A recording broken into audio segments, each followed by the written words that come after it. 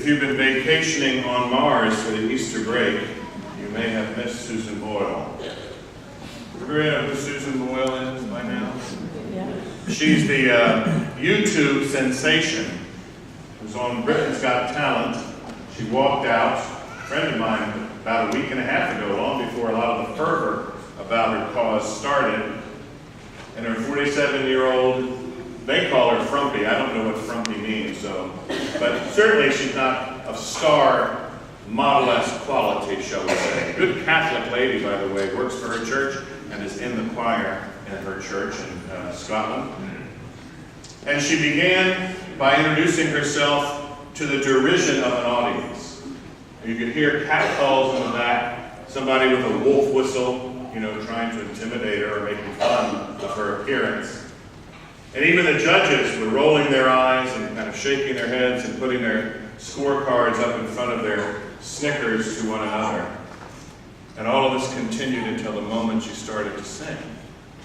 And then, in what has to be one of the most magnificent voices ever to hit recording, she sang a song from Les Mis, which I have to suspect is a little bit about her life. She sang it with such passion.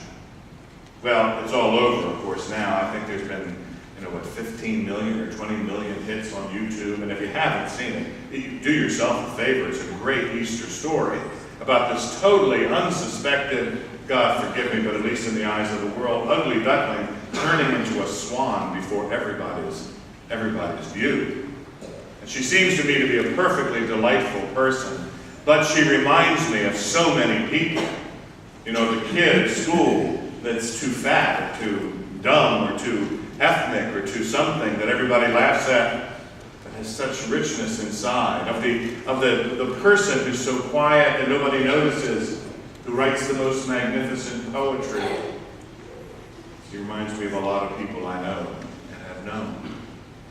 But what comes to mind to me, and why I think of her today on this Mercy Sunday, is that we don't really know what mercy is, I don't think.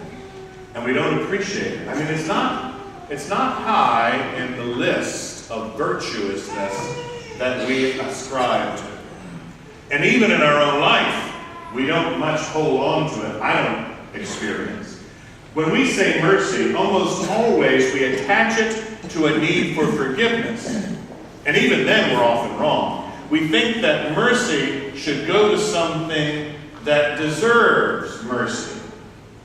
Well, I hate to tell you, but if anybody here has been wrong, or if you've done a wrong to anybody else at any place, and you can figure out a reason for why you did it. You had a bad day, you were tired, you didn't know, somebody was mean to you and you were angry. Well, you don't need mercy.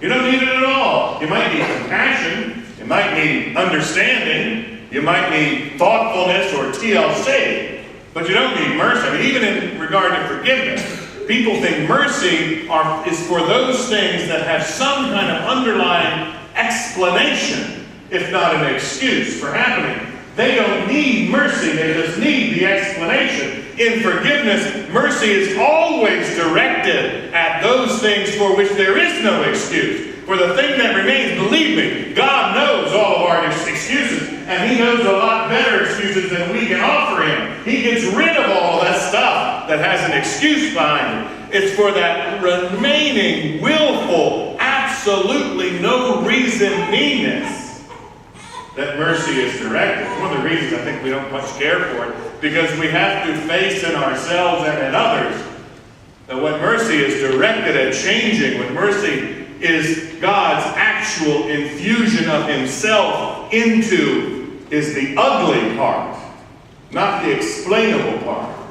And we don't like looking at the ugly part, and we certainly don't like somebody getting off the ugly part. We don't like the thoughts of the people who have done heinous and horrible things being given mercy by God, simply because they asked. They didn't deserve it. They don't warrant it. God gives it. Well, that's where we leave mercy. And even then it's in a broken spot. I mean, it certainly is there. But mercy is bigger than that. I mean, think for a moment. would I be talking about Susan Boyle? Would she be in our paper? Would she be on so many computer screens if she was absolutely drop-dead gorgeous? If she had come from an illustrious family? If she had had everything that she wanted her whole life? If she came from a privileged place with lots of voice lessons, would we be talking about her today? Of course not. Mercy is the infusion of grace into life. Not just areas of forgiveness. Oh, it's there too, because we need forgiveness. But what we celebrate today on this Mercy Sunday is that God's love, God's very self, infuses areas of our life that should pull us down and uses them, he doesn't send them, uses them to lift us up. You see, it's the message of the cross all over again. He uses death to trample down death. I mean, look at the gospel today. You would think, if we had the resurrection to design, that when Jesus appeared, wouldn't you think his wounds would be gone? That, we think about it when someone dies. They're off in heaven and they've got a perfect body and they're all wonderful and free and everything. And to be sure, they do have a new body and it is different and it is wonderful and great.